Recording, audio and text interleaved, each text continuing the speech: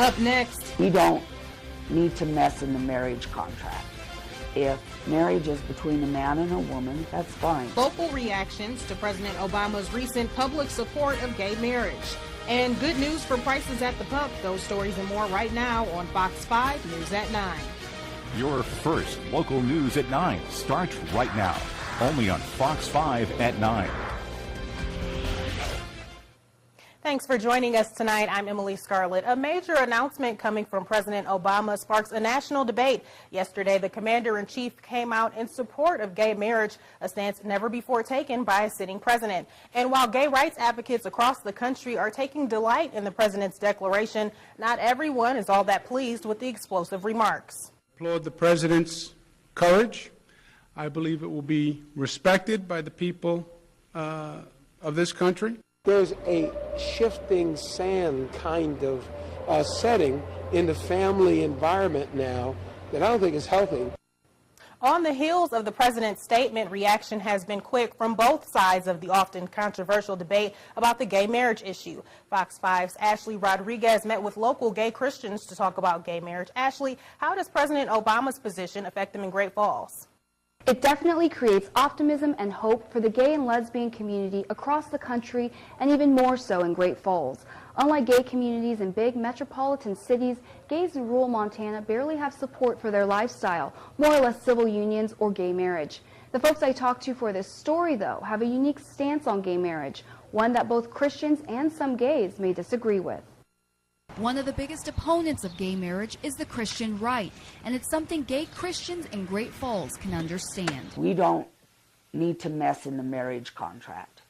If marriage is between a man and a woman, that's fine. Transgender Reverend Michael Hartung and his gay counterpart, Pastor Rickey Vickery at the Metropolitan Community Church, believe heterosexual Christians should be open to gay and lesbian civil unions. Civil union would give us the same things and freedom that we can't and don't have now. Civil unions aren't legal in Montana, but with President Obama's support of gay marriage, the lesbian, gay, bisexual, and transgender community, or LGBT, is optimistic they too will have equal rights. That bit of justice has begun to happen to where when you go in and say, this is my partner, we've been together 24 years, they automatically called. In their opinion, Christian opponents of gay marriage have a hard case to prove. You know, years ago, preachers used to get up and preach that slavery was okay. The preachers used to get up and preach that women's place was in the home. They should never have jobs outside. They should never have the right to vote. And yet all those things have changed. What changed? Did the scripture change or did people change? Vickery says the scripture stays the same, but our interpretation evolves. In the book of Acts, it says, whosoever calleth on the name of the Lord shall be saved. Whosoever. And I'm one of those whosoevers.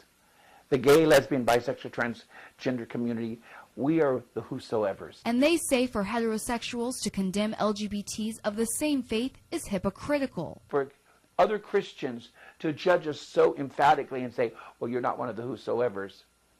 Well, I'm thankful to know that I believe that I am one of the whosoevers and that God will be my judge, because other people have already judged us. But some Christians disagree that Christ would be okay with gay relationships. Totally against it. It's not right. It's against my religious beliefs. It's against what I grew up believing. I believe that marriage is the union of one man and one woman.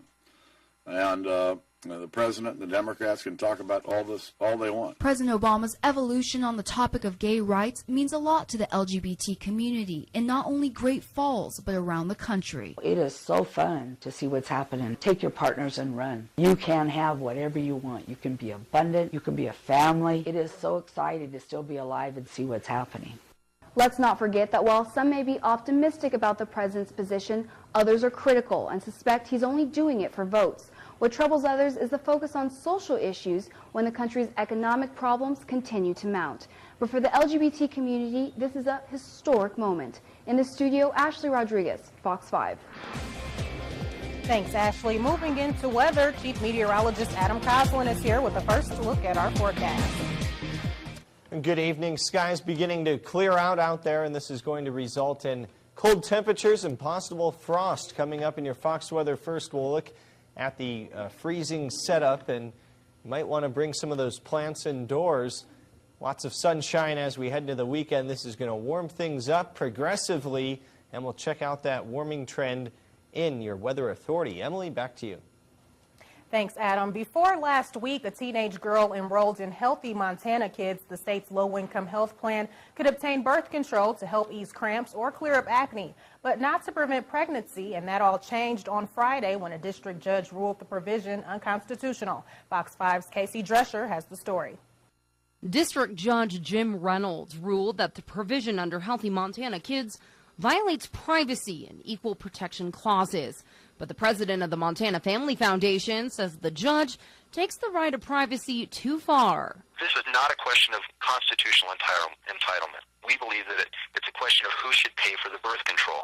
Now, the state will pick up the tab, something Jeff Laszloffy says is bad public policy. The question that's begged is, does anybody really believe that a family of four making $57,000 a year can't afford $300 per year for their child's birth control? But Planned Parenthood, who sued the state because several of their patients were being denied contraceptives under the program, say before the ruling, Healthy Montana Kids covered the cost of 30 births a year. Prior to this ruling, our state's CHIP program covered a variety of pregnancy-related services, from prenatal care to delivery and well baby care, even though it refused to cover birth control. Proponents of the ruling say this is about fairness, and with teen pregnancy costing the state of Montana $18 million annually, it lays the groundwork for responsible access. We know that the #1 reason young women drop out of school is becoming a parent.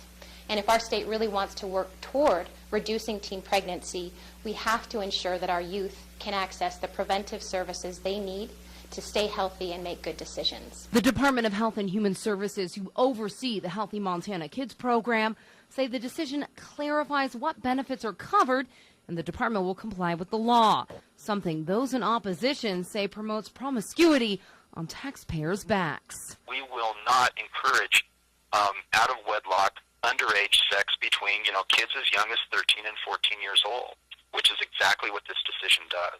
But Judge Reynolds says if the state provides coverage for one choice, it must provide coverage for all options neutrally, which Planned Parenthood says will benefit Montana families. We know that it's going to result in more of our youth being able to access the preventive services they need to be healthy and to make good decisions. In Great Falls, Casey Drescher, Fox 5. Thanks, Casey. Every 4 years when federal elections come around, primary voting gets a little hectic. The election department clarifying the proper way to fill out a ballot. You can only vote in the Democratic primary or the Republican primary, but not both. The ballot you fill out should be placed in the pink secrecy envelope. The other ballot should be blank and returned in the white envelope. Both envelopes are then sealed inside the yellow envelope. Make sure to sign the back or your vote will not count. People mark both ballots. They'll write a Democrat in on a Republican ballot. It's just general confusion. They're just not understanding the process of both ballots. You can't vote Democrat and Republican during the primary. Primary elections are to see who runs for each party on the general election ballot. For the general election, there's only one ballot with all candidates, making the voting process a little easier. If you do not vote correctly, your vote won't count. Remember, voting is private, so staff does not see who you do or do not vote for. Ballots are due June 5th. AAA reporting gas prices will decline by the time summer hits. The national average of gas expected to drop to a national average of $3.79 per gallon, and hopefully before the Memorial Day weekend. Although the drop at the pump doesn't seem like much, industry experts say drivers will save around $10 billion for the busy summer travel season. An Iowa woman contracts a flesh-eating bacteria and survives. Jane Bassanias was out with her daughters in Omaha about a month ago when she recognized a spot on her arm. A few hours later, she began to feel sick and the spot had grown. Her daughters urged her to get it checked out, and within 72 hours, Jane was diagnosed with a flesh-eating bacteria known as necrotizing fasciitis. 78% of the people who get this die, and most cases need some sort of amputation to stop the progression of it. So to not only to be alive, but to not have any amputation is just a miracle.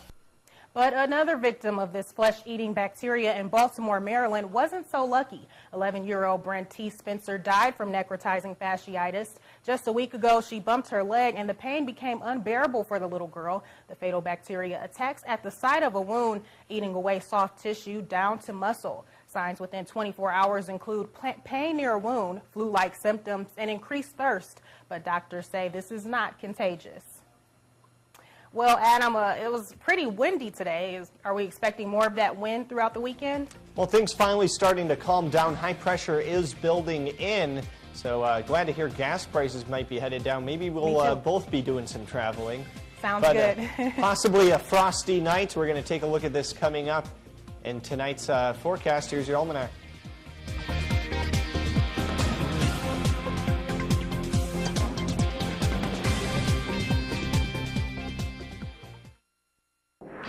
Your Weather Authority forecast continues right now on Fox 5 at 9.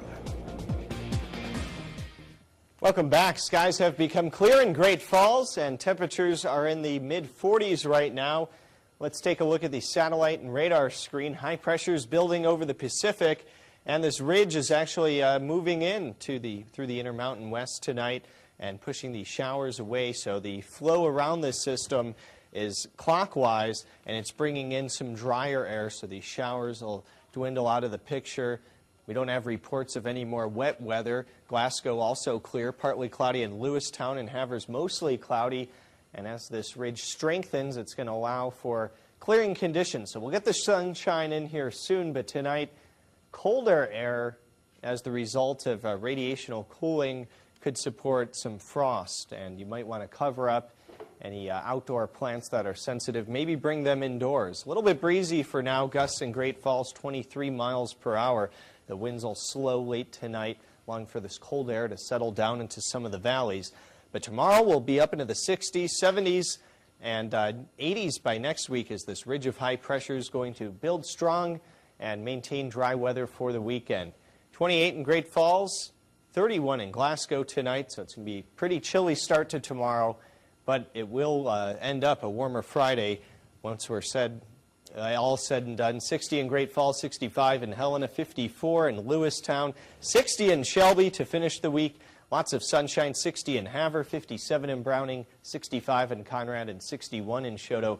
Haze even into the upper 50s. Glasgow, 60, and Plentywood, 62. It's going to be clear and bright in Chinook. You're high into the low 60s. And then we're topping out at 70 Saturday. And everything's coming up roses for Mother's Day. 76 degrees. It's going to be good for maybe a Mother's Day picnic right around lunchtime. 77 on Monday and Tuesday and Wednesday. Those are going to be some of our warmest days with highs near 80 degrees. Maybe you can sneak in around a golf somewhere around work. And then Thursday, we're partly cloudy.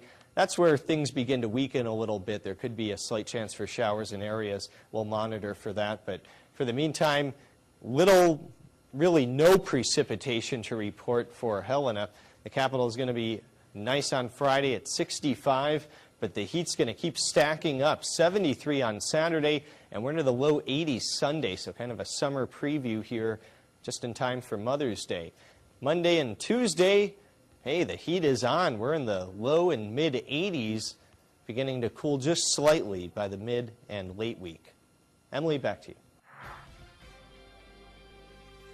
Coming up, she's a natural beauty winner. Find out the scientific reason why. And Lady Gaga shows off her unique style in Springfield. That's in tonight's entertainment update, up next on Fox 5.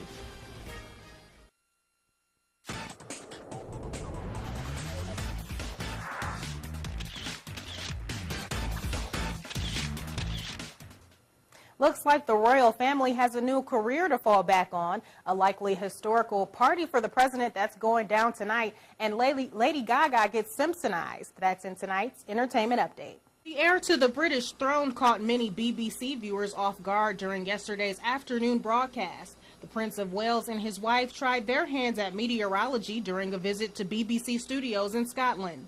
Well, it's an unsettled picture as we head towards the end of the week.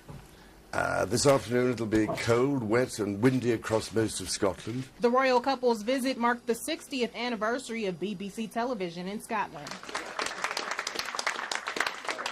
One of Hollywood's biggest stars throwing his support behind President Obama. George Clooney set to host a re-election bash for the president tonight at his home in California. It's a sold-out event, and we're told the president could take in $12 million from tonight's gala, making it potentially the biggest presidential fundraiser in the nation's history.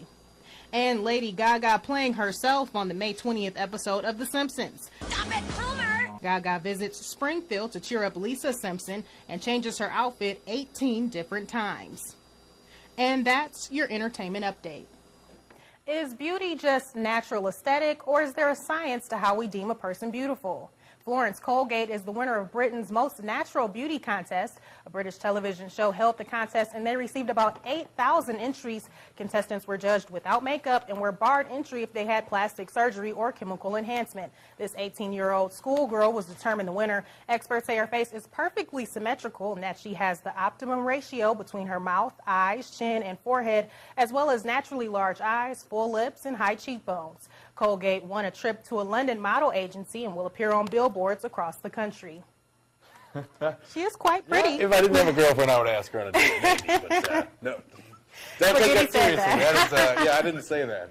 But. Well, Tom Wiley is here with a look at sports from around the area with a ton of action from today. Just a huge day for high school sports, Emily. The postseason is here. It's been a while, but we got some postseason action. After the break, we got divisional tennis, and it was a beautiful day today, but with a little nippy of a wind. It was biting out there, but as they say, the games must go on, and that was the case for the crosstown track matchup between Great Falls and CMR. Sports will be back right after this break. Total sports coverage. Fox 5 Sports starts right now. Well, the Great Falls boys track and field squad has been dominating the crosstown matchup with CMR for the past couple of years, and the Rustlers, well, they're looking to make a change in that result. It's the final opportunity for a lot of these kids to qualify for the state meet in 2 weeks. CMR's Anna Weber, she's one of the favorites to take state, 12.56 seconds in the 100-meter dash right there. And then the boys' mile run, it's a pair of Rustlers taking the top two spots. That's Patrick Rail crossing in 4 minutes 36 seconds. Girls turn at the mile. Rachel Stewart from Great Falls High crosses the line in 5 minutes 6 seconds. That shaved 7 seconds off of her personal best. We got some field events now. Callie Remsen for Great Falls High, and the girls' javelin, 114 feet 11 inches, good enough to qualify for state. She can't believe it. And finally, we got some boys shot put. It's Tyler Craig from CMR. He's a future MSU Northern football player. That's a big throw, 33 feet 6.5 inches. We'll have finals on our website. Well, with the playoffs just a week away, teams are vying for position in the Eastern AA Division. The CMR Rustlers played host to the defending champion Butte Bulldogs this afternoon in softball with the East second seed on the line. A sweep today would almost assure the Rustlers a second seed in the Eastern playoffs. CMR with a 3-run lead in the second inning.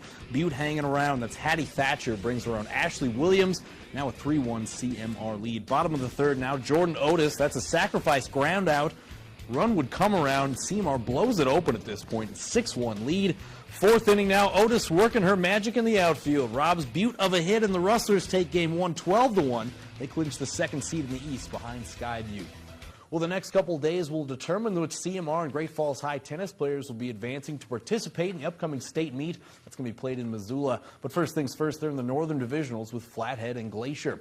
We got a windy day down at the CMR tennis courts. Well, the singles action took place. This is CMR's Will Runkle taking on Tucker Moe from Flathead. Runkle with a kill shot in the corner right there. He would advance 6-4, 6-3. Girls singles now. Glacier's Katya Kulikova facing Mary McDunn from Great Falls High, and Kulikova remains undefeated this season, winning in straight sets. Her male counterpart on the Glacier team is Kellen Bates. He's the defending state champion, 2-time that is. Made short work of Jay Albert here, and he's well on his way toward his third divisional title and potential third state title. This accomplishment would be to win state, so obviously I'd have to, this is a stepping stone, so I'd say, yeah, this is just one part of the puzzle, and I'll take 3 divisional titles this weekend and then work on that third state title next weekend and go from there. This is the Southern Divisional Tennis Meet in Helena with Bozeman, Butte, the Helena teams, and, of course, Capital.